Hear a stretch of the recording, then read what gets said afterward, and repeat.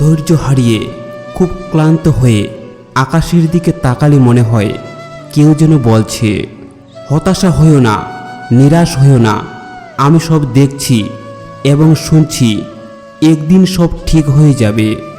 এই আশ্বাসবাণী বছরের পর বছর ধরে আশ্বাস জুগিয়ে যাচ্ছে কোটি কোটি প্রাণীর মনে। একটাই বিশ্বাস, একজন তো আছেন যিনি সব রক্ষা করবেন এবং সব কিছু ঠিক করে দেবেন।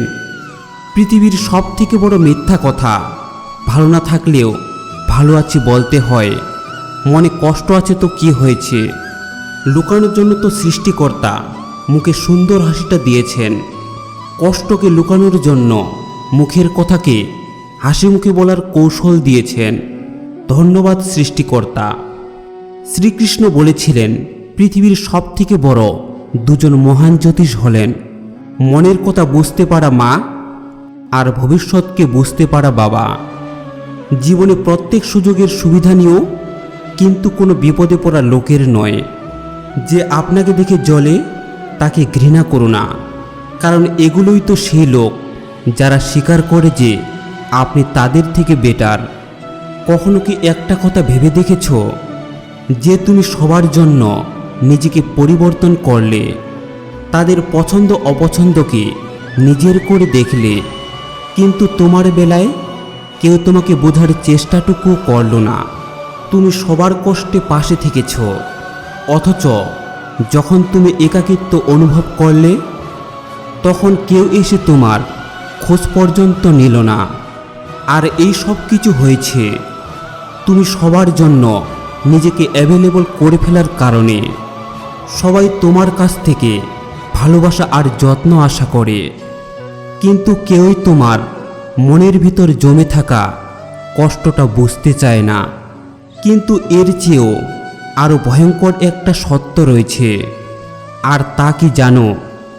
আর তা হলো, কেউই তোমাকে হারানোর ভয় পায় না, কারণ তারা এটা জানে যে যত কিছুই হয়ে যাক, তারা তোমাকে যতটা অবহেলাই করুক না কেন, সেই ঘুরে ফিরে আবার তুমি তাদের কাছে আসবেই। আর এই কথাগুলি তুমি যদি কখনো অনুভব করে থাকো, তাহলে নিজেকে কখনো একা ভেবো না। আমরা অনেকেই প্রতিনিয়ত বাস্তবতার সম্মুখীন হচ্ছি, তাই নিজের জন্য বাঁচো, কারণ একজন তো আছেন যিনি রক্ষা করবেন এবং সব কিছু ঠিক করে দেবেন। জীবনটা ছোট, কষ্টগুলো বড়, তার থেকে হাসিটা অনেক বড়। এই হাসিটাই পারে কষ্টগুলোকে ঢেকে রাখতে। জীবনটা খুব ছোট, জীবনের কষ্টগুলো বড়। যে কষ্টগুলো সহ্য করতে পারে সে মরতে মরতে বেঁচে যায়, আর যে সহ্য করতে পারে না সে মরে গিয়ে বেঁচে যায়। কেউ একটুও কষ্ট সহ্য করতে পারে না, আবার কেউ হাজারো কষ্ট নিয়ে বেঁচে থাকে।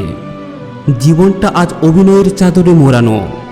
ইচ্ছে না থাকা সত্ত্বেও প্রতি মুহূর্তে অভিনয় করে যেতে হয়। এমন মনে হয় যেন অভিনয়টাই হয়ে গেছে আসল জীবন। আসল জীবন পড়ে আছে কষ্ট আর যন্ত্রণায়। যেমনটা নাটক সিনেমায় হয়, মানুষ সমস্ত খুশি ক্যাদ করে নেয় নাটক সিনেমা আর ক্যামেরায়। আসলে আসল জীবনে তারা দুঃখী থেকে যায়। সকাল হয়ে গেছে, মুখোশটা পরে নাও। সারাদিন প্রচুর ভালো থাকার অভিনয় করে যেতে হবে। শুধু আবেগ দিয়ে জীবন চলে না, তাই আমাদের ফিরতে হবে বাস্তবতায়। ঘৃণা থেকে ভালোবাসার সৃষ্টি, আর ভালোবাসা থেকে গভীর সম্পর্ক।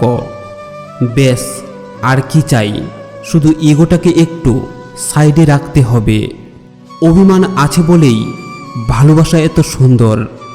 অভিমান ভাঙাতে পারলে ভালোবাসা বাড়ে, আর অভিমান ভাঙাতে না পারলে ভালোবাসায় দূরত্ব বাড়ে। কেঁদে লাভ নেই, পৃথিবীতে মা বাবা ছাড়া কেউই আপন নয়। তোমার দুঃখের গল্প শুনে বন্ধুও কাঁদবে না, প্রিয় মানুষও বিরক্ত হবে, আত্মীয় স্বজনও দূর দিয়ে পাশ কেটে যাবে।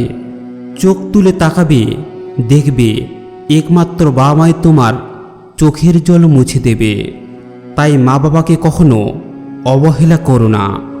একটা জিনিস জীবনে খুব ভালো করে শিখলাম, কল্পনাতে সবার আপন হওয়া গেলেও বাস্তবে সবার আপন হওয়া যায় না, মন থেকে চাইলেও না। যেখানে কোনো অধিকার নেই সেখানে নিজেকে আপন ভাবাটা বোকামি ছাড়া আর কিছুই না। মন খারাপ এবং অশান্ত থাকলে কি করবেন?